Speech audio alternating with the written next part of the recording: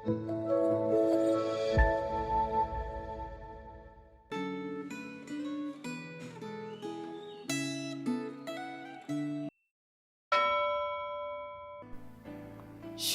Bapak Ibu Saudara. Hari ini firman Tuhan berjudul bertumbuh dalam pengenalan akan Allah. Mari kita berdoa terlebih dahulu.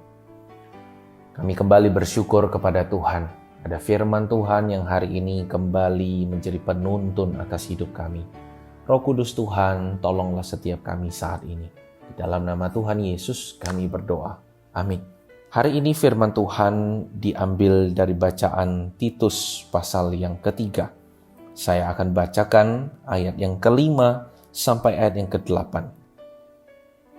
Pada waktu itu dia telah menyelamatkan kita, bukan karena perbuatan baik yang telah kita lakukan, tetapi karena rahmat-Nya oleh permandian, kelahiran kembali, dan oleh pembaharuan yang dikerjakan oleh Roh Kudus, yang sudah dilimpahkannya kepada kita oleh Yesus Kristus Juru Selamat kita, supaya kita, sebagai orang yang dibenarkan oleh kasih karunia-Nya, berhak menerima hidup yang kekal sesuai dengan pengharapan kita. Perkataan ini benar, dan aku mau supaya engkau dengan yakin menguatkannya, agar mereka yang sudah percaya kepada Allah sungguh-sungguh berusaha melakukan pekerjaan yang baik. Itulah yang baik dan berguna bagi manusia. Sedemikian jauh bacaan firman Tuhan. Para pejabat ditetapkan Allah untuk kebaikan semua warga negara. Mereka adalah alat Allah untuk membuat rakyat sejahtera dan aman, serta menegakkan keadilan.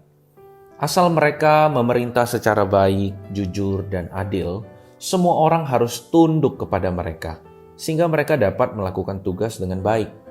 Pada umumnya, manusia ingin hidup bebas, tidak terikat oleh peraturan.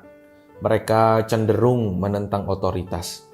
Sikap seperti ini akan melemahkan kinerja pemerintah. Entah teladan itu berdampak terhadap negara atau tidak, karena kekristenan di Indonesia merupakan minoritas. Kita tetap harus tunduk kepada pemerintah, karena Tuhan menghendaki agar kita melakukan pekerjaan baik, yaitu mengusahakan kebaikan bersama. Dengan mendukung pemerintah, kita ikut mengusahakan kesejahteraan masyarakat. Surat Titus penuh dengan nasihat tentang cara hidup orang Kristen yang didasarkan pada keselamatan yang dianugerahkan Allah Tritunggal. Allah Bapa menyelamatkan kita karena kasih dan kemurahan-Nya. Keselamatan itu dilimpahkan kepada kita melalui Allah Anak, dan Allah Roh Kudus mengerjakan kelahiran kembali serta pembaruan batin. Penyebutan ketiga pribadi Allah dalam karya keselamatan ini membuat ketiga ayat tersebut merupakan salah satu landasan Alkitab tentang doktrin Allah Tritunggal. Keselamatan itu membuat kita mempunyai identitas baru sebagai anak-anak Allah dan menyandang kemuliaan Allah. Oleh karena itu, kita harus benar-benar menjaga kesalehan dan kekudusan agar hidup kita selaras dengan status kita. Untuk itulah, Roh Kudus melahirkan kita kembali dan tinggal di dalam kita. Orang yang dibelenggu dosa tidak mungkin berbuat benar. Penghapusan dosa oleh Kristus memerdekakan dari belenggu dosa, dan pembaruan serta penyertaan Roh Kudus memungkinkan kita untuk hidup benar sesuai dengan kehendak Allah. Kita dapat benar-benar hidup kudus bila kita menaklukkan kedagingan dan penuh dengan roh. Di akhir suratnya, Rasul Paulus memerintahkan Titus untuk menegaskan kepada jemaat agar mereka sungguh-sungguh berusaha melakukan pekerjaan yang baik dan berguna bagi manusia. Rasul Paulus mengingatkan agar Titus dan seluruh jemaat mewaspadai ajaran yang menyimpang, yang dapat menggoyahkan iman dan menimbulkan perpecahan dalam gereja. Kedua pesan yang diulang ini menunjukkan bahwa Rasul Paulus sangat memperhatikan pengetahuan yang benar akan Allah. Pengenalan akan Allah mengokohkan iman dan membawa jemaat kepada kesalehan dan hidup yang benar. Apakah Anda terus bertumbuh dalam pengenalan yang benar akan Allah? Mari kita berdoa.